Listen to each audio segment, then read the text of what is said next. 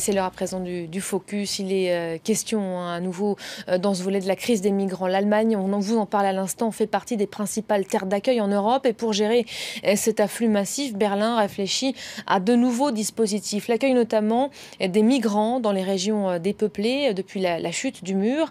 Là-bas, l'espace ne manque pas, tout comme les logements. Mieux, ces Länder de l'Est ont aussi besoin de main-d'œuvre. Reportage de notre correspondante en Allemagne, Anne Maillet, mais également à l'Intercept. Depuis 3 mois, Francis apprend un nouveau métier. Dans cette entreprise située à Fürstenwalde, dans le land de Brandebourg, on fabrique des éoliennes. Un secteur en pleine expansion et qui a besoin de main-d'œuvre qualifiée, notamment dans la soudure. Alors quand on lui a proposé un contrat d'apprentissage rémunéré, Francis a sauté sur l'occasion. Bon, moi, tout ce que moi j'aimerais aussi être un très grand professionnel sur ce genre de domaine de travail. Aussi, c'est prêt à Dieu, travail là, si c'est possible. Dans cette région rurale désertée par les jeunes, le recrutement de nouveaux employés est un véritable casse-tête pour le patron. En début d'année, il s'est donc tourné vers le centre de demandeurs d'asile le plus proche. 12 réfugiés ont pu faire un stage au sein de son entreprise, 4 ont été recrutés. Pour le patron, c'est gagnant-gagnant. Il y a suffisamment de travail en Allemagne et pas tant de chômeurs que ça, donc nous avons besoin de travailleurs motivés et assidus. Nous avons en ce moment tant de jeunes gens qui vivent ici et qui n'ont rien à faire. Il vaut mieux les faire travailler que de les laisser dans un centre de demandeurs d'asile.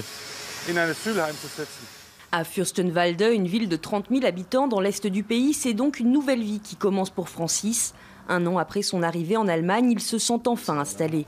Il y a des moyens pour pouvoir payer cet appartement. Grâce à ma compagnie où je travaille, parce que sans eux, je ne devais jamais avoir la possibilité de payer un appartement comme ça ici. Après avoir quitté le Cameroun il y a 5 ans, Francis a réussi à rejoindre l'Europe au péril de sa vie. Aujourd'hui, avec son salaire de 1 200 €, il subvient lui-même à ses besoins grâce à ce permis de travail. Ah, ces papiers comme mon père et ma mère, parce que c'est mon seul ami que j'ai ici en Allemagne. Je n'ai pas de famille ici, ça c'est mon père et ma mère et tout. Francis est l'un des tout premiers à avoir profité d'un changement de législation. Désormais, les demandeurs d'asile peuvent chercher un stage ou un emploi 3 mois après leur arrivée. Mais dans les faits, pour la grande majorité des réfugiés, comme ici, dans ce centre de l'Est berlinois, l'attente reste longue. Peu de patrons sont prêts à embaucher s'ils n'ont pas la garantie que l'asile sera accordé. Je n'ai pas 1 euro à moi. Tous les mois, j'attends l'aide sociale. Je cherche un emploi, mais quand les gens voient que je n'ai qu'un permis de séjour provisoire de 6 mois, ils me disent « c'est trop court ». Ici, on s'active auprès des entreprises locales pour trouver des stages, notamment pour ce médecin syrien qui n'a plus travaillé depuis 3 ans. Quand est-ce que vous aurez du travail pour moi ? On fait ce qu'on peut pour en trouver. Mais j'attends déjà depuis longtemps, ça fait 4 mois que tu me dis que tu vas me trouver un stage. Pour le directeur du centre, la principale difficulté, c'est la lenteur bureaucratique. Selon une étude, certains réfugiés attendent jusqu'à 16 mois avant d'obtenir l'asile ou d'être renvoyés. Le traitement des demandes d'asile dure encore et toujours très longtemps. Et le problème, c'est qu'il faut attendre la fin de ce processus pour pouvoir suivre des cours d'allemand avant de s'engager sur le marché du travail. Il faudrait que tout ça soit possible dès l'arrivée des réfugiés dans le pays. Alors, dans toute l'Allemagne, ce sont surtout des associations qui tentent aujourd'hui d'intégrer plus rapidement les migrants sur le marché de l'emploi. Ici, à Schwerin, dans le nord-est du pays, 1800 personnes ont déjà été accueillies dans ces locaux par des conseillers en orientation professionnelle, comme cette Irakienne. J'ai travaillé pendant 5 ans comme comptable en Irak. Mais ici, en Allemagne, on m'a dit que ce serait compliqué de trouver un emploi dans ce secteur. En attendant, elle envisage de se mettre à son compte comme couturière. Pour ces travailleurs sociaux, les réfugiés sont un vivier qui commence à peine à être pris en compte par les entreprises. Ces derniers temps, il y a enfin du changement à ce niveau-là. Les patrons se rendent compte qu'on a besoin de main-d'œuvre qualifiée et que dans 20 ans, celle-ci fera encore plus défaut. Du coup, ils sont beaucoup plus ouverts. Dans un pays vieillissant qui va perdre plus de 10 millions d'habitants d'ici à 2060, la Chambre du commerce et de l'industrie milite elle aussi pour un assouplissement des règles. La priorité désormais, c'est d'intégrer les réfugiés dès leur arrivée sur le territoire allemand, afin de répondre plus vite aux défis qui nous attendent. Cette année, l'Allemagne va accueillir jusqu'à 800 000 demandeurs d'asile. Selon les autorités, près de la moitié d'entre eux resteront dans le pays pour y refaire leur vie.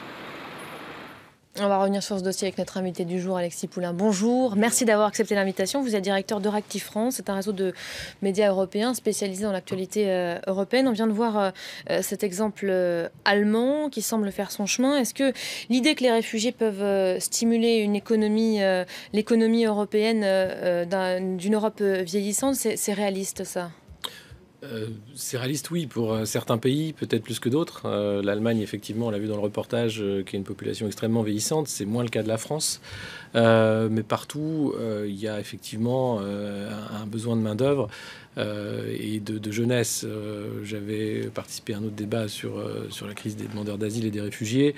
On a affaire à des gens qui sont extrêmement motivés, qui veulent s'installer, qui veulent avoir un avenir, travailler coûte que coûte, qui sont intelligents, qui apprennent la langue rapidement, qui ont un désir d'intégration. C'est pas des gens qui sont là pour comment. Et c'est aussi pour cette raison que ça fait peur, ces arrivées massives. Il y a un sondage la semaine dernière qui nous disait que 56% des Français étaient hostiles à l'arrivée de nouveaux migrants. Oui, alors il faut voir quand le sondage a été fait. C'était peut-être avant la photo tragique qui a changé aussi beaucoup les opinions publiques en Europe. C'est entre les sondages et les réalités, on voit que les Français aussi ont ouvert leurs portes. Il y a aussi un accueil qui se fait de manière un peu anarchique, mais qui s'organise. Je ne sais pas si ça fait peur. Oui, il y a une peur de l'autre qui est toujours là. Il y a la peur aussi de mettre dos à dos de populations précaires, hein, les chômeurs de longue durée qui sont là en France, qui n'ont pas d'emploi. Puis on va dire, il y a des nouveaux qui arrivent qui vont prendre en plus les boulots que vous n'avez pas. Donc c'est pas le cas, puisque beaucoup de ces demandeurs d'asile vont prendre des métiers peu qualifiés. Vous voyez un peu le déclassement que ça peut être. On va passer de comptable à assistante maternelle, on va passer de médecin à éboueur, de ce genre de choses. Donc ils sont prêts à accepter. On prend ce qu'il y a, ce qui s'offre à nous. En Allemagne, ce week-end, il y a eu à peu près 20 000 personnes de plus qui sont arrivées hein, au cours du week-end. C'est énorme. On a vu dans ce reportage ce migrant qui a trouvé un travail, un logement, qui a ses papiers et dit ce sont mes parents aujourd'hui, hein, ces papiers. Ça, c'est pour la meilleure version du monde des bisounours. Ça se passe vraiment comme ça dans les faits? C'est aussi simple que ça Non, d'ailleurs le reportage le dit bien, c'est pas simple. Après l'enfer de la traversée, de l'exil, des passeurs et toutes ces crises-là, c'est l'enfer administratif. Ça reste anecdotique ces cas-là, de ces réussites d'intégration? Je pense que c'est anecdotique parce qu'aujourd'hui, les structures, les agendas administratifs et politiques sont pas en place. On voit bien les États sont dépassés. Ça fait 1 an que l'Europe se rencontre tous les 3, 4, 5, 6 mois pour se mettre d'accord sans se mettre d'accord. On monte de 40 000 à 120 000, puis à 200 000 en disant maintenant on veut pas de quotas, 6 mois après on veut des quotas. On voit bien qu'il n'y a pas de stratégie, ni au niveau national, ni au niveau européen. Donc clairement, les États sont dépassés. D'où la réponse aussi des particuliers avec des organismes comme Calme pour inviter... accueillir les réfugiés chez soi. À domicile. Donc là, il y a vraiment une administration qui n'est pas prête. Il n'y a pas les moyens, il n'y a pas les structures. Même dans les pays d'accueil, d'ailleurs, c'était les premiers à tirer la sonnette d'alarme en disant on n'a pas les moyens d'enregistrer ces migrants. C'est-à-dire que si vous souhaitez que le pays d'accueil les enregistre pour que, après, selon les accords de Dublin, ils puissent rentrer s'ils ne sont pas des demandeurs d'asile qui rentrent dans les cases, c'est pas le cas. Les pays laissent passer. Enfin, on voit bien les frontières. Encore François Hollande qui vient de s'exprimer pendant sa conférence de presse là depuis l'Elysée. Il est revenu évidemment longuement sur le sujet. On croit François Hollande, on peut arriver à bout de cette crise des migrants. Ça va passer par quoi? Par cette idée de quotas contraignants qu'évoquaient Angela Merkel et le chef de l'État conjointement? Ça va être long. Enfin, les quotas, c'est des chiffres. Derrière, on parle de situations, de personnes qui sont dans l'attente, qui vont être ballottées d'un centre d'accueil à un autre, qui vont être entre un permis de travail, un permis de résider. Enfin, c'est compliqué. Oui, il y aura sans doute une solution s'il y a une volonté politique. Elle est en train de se dessiner lentement.